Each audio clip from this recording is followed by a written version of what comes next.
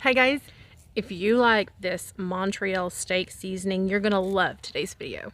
We are gonna experiment with a comparison recipe that tastes just like the real thing.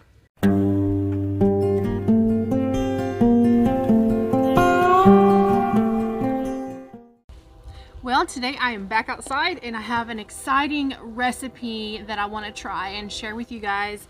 I have started our prepared living homestead kind of a planner journal. Today's is going to be this Montreal, however you say it, steak seasoning, because we love it. And actually here it is, this kind. We love, this is my favorite. Sometimes this is out of stock and I can't always get this. So then I began to think about how can I myself make this at home and store it away. So I thought about putting it in these, little jars, putting it in the pantry so that when we run out, we'll have it on hand, and if the store's out, we won't have to worry about it. So that's what we're gonna do in today's video. We're gonna make this steak seasoning. I have all the ingredients here ready to go. I also have this pestle and mortar type device to use to crush. So most of the seasonings I already had in my cabinets, but I did have to order some, and this is what I ordered. I got it off Amazon. I will go ahead and put links in the description in case you need to order some of these seasonings.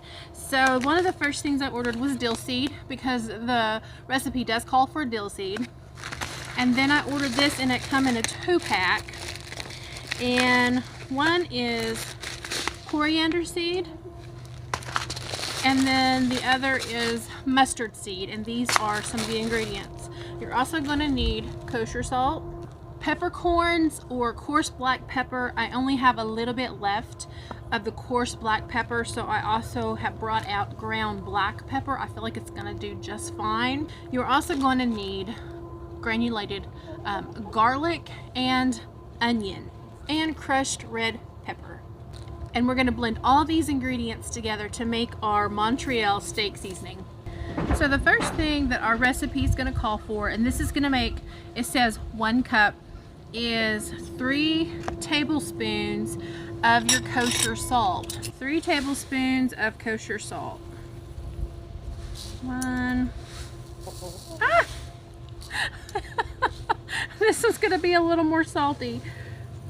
We use a lot of kosher salt. Patrick does whenever he does his barbecue. He uses a lot of kosher salt. Also, we're going to need 3 tablespoons of coarse black pepper or peppercorns. So I don't know if I'm going to have enough, like I said. So we will add what we have. 1. I'm just going to be generous. 2. Just going to add all of it. Okay. Now 2 tablespoons of granulated garlic. So here is our granulated garlic.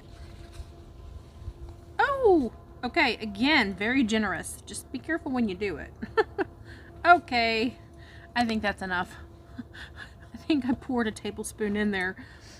So that's probably got 3 tablespoons. And 2 tablespoons of granulated onion.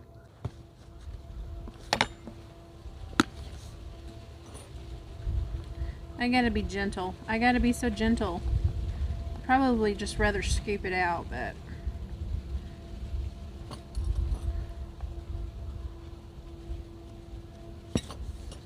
okay.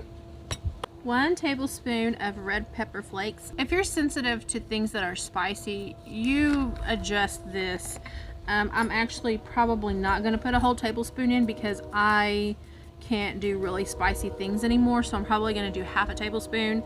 If I feel like it needs more, then later I'll add more, but for now that's what I'm going to do. And then now it calls for 1 tablespoon of mustard seed. So here are my mustard seeds. This bag comes in a resealable little thing here.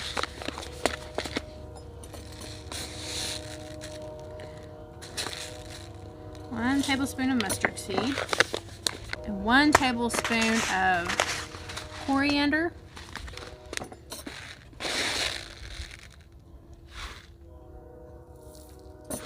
And 1 tablespoon of your dill seed. Oh, that smells so good.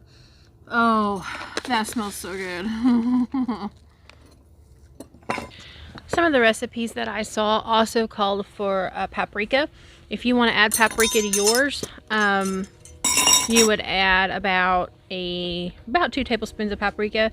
I will have the recipe in the link for those of you that want to try this. Okay, so at this point, you're just going to want to crush everything up. And this would be a great way if you didn't have like a food processor or something. You could use your pestle and mortar and you could crush it up. You could put it in a Ziploc bag and, you know, roll it or crush it. However you can get it done, get it done. So using a pestle and mortar is a really cool off-grid type way to get some things done. But today is my lucky day. Patrick actually got me a food processor for Christmas, and I'm gonna actually cheat today, and I'm gonna use my food processor to finish this out. So everything that we already mixed up, I am going to put it in the food processor, and we're just gonna kind of pulse it. A lot of this is already ground up, but the bigger seeds are not, and I need to get them ground up, and it will take less time if we do it this way. Let me make sure it's on a like levelist surface here. Okay, everything's locked into place. I'm gonna turn it on. Okay, I do want to say this. If this is not your preferred way, you could also use one of those little food ninjas, you know, that you pulse and that you can do small batches. I'm seeing that there is a really fine powder because some of it got over processed. Let me show you what I'm talking about. If you can see, let me get some out. It's really fine, a really fine powder, and then there's some larger pieces. Definitely does not look like this. So I may tweak the recipe, but I'm gonna go ahead and pour it into my bowl and we're gonna see what it looks like. Okay, I'm gonna get this off. I'm just gonna set this out of the way and take the blade out and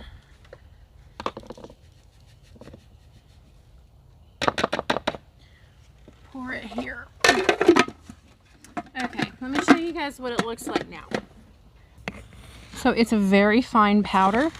There's still some large chunks. This isn't really what I was hoping for, but I think what I would do different is I would take my larger seeds, my coriander, mustard, dill, the kosher salt, and I would probably grind those up first and then add the granulated stuff. So I'm going to go ahead and put this aside.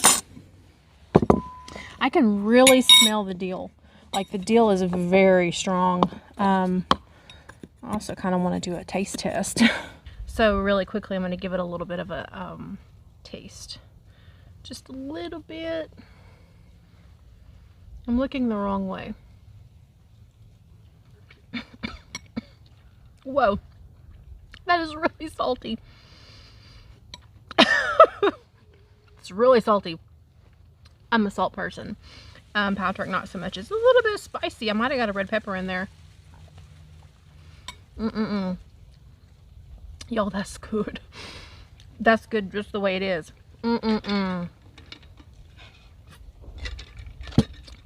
I like it. Now I have some of the Montreal steak seasoning on the spoon. I'm going to give it a try just to compare raw on my tongue compare. Yep, it's similar. Definitely similar. Okay, so now what I'm gonna do is I'm gonna make another batch. Just grind up the bigger seeds because I really like the coarseness of this. And as you can tell the difference, this got ground to a powder. So that's what I want to try. However, this is good. This would be a good seasoning. All right, y'all. I've got all the big seeds and the kosher salt all just kind of mixed up here. Probably should go ahead and add some red pepper flakes because they're kind of big too. The other things are actually granulated, so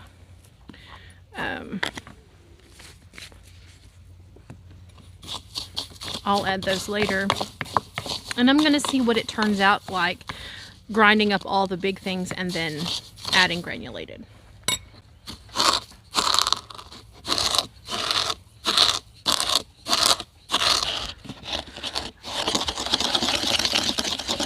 Okay, you're gonna wanna, that's gonna take a little bit.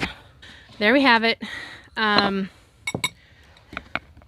a lot of difference from grinding it by hand, then pulsating it to a powder. So now, guys, I'm gonna add the rest of the things, like, since I'm out of the coarse black pepper, I am going to add ground black pepper.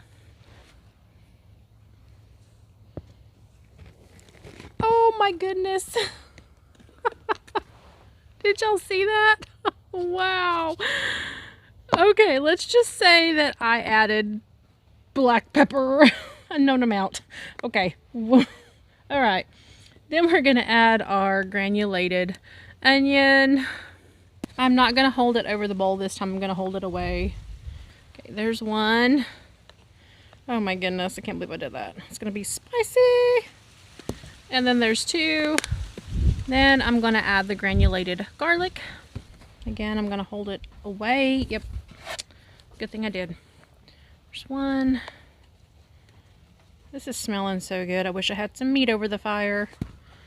And two. Now I'm going to just give this a stir. And I think that looks so much better.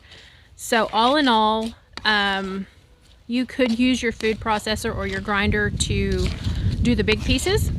And then I recommend stirring in your granulated pieces so that you're not pulverizing them to a powder. I mean, they are a powder, but you know what I mean. So in the comparison, you know, you can totally see the difference. And so I do prefer this way. I'm going to mix this all together. It's going to eat the same. It's going to season the same. So it's still not quite. Let me see if I can open this lid. And so it's still not quite as coarse. So if you want a more coarse, you would probably need to get, you know, more coarse seasonings, but y'all, it's good. Now, of course, I have to taste the new one.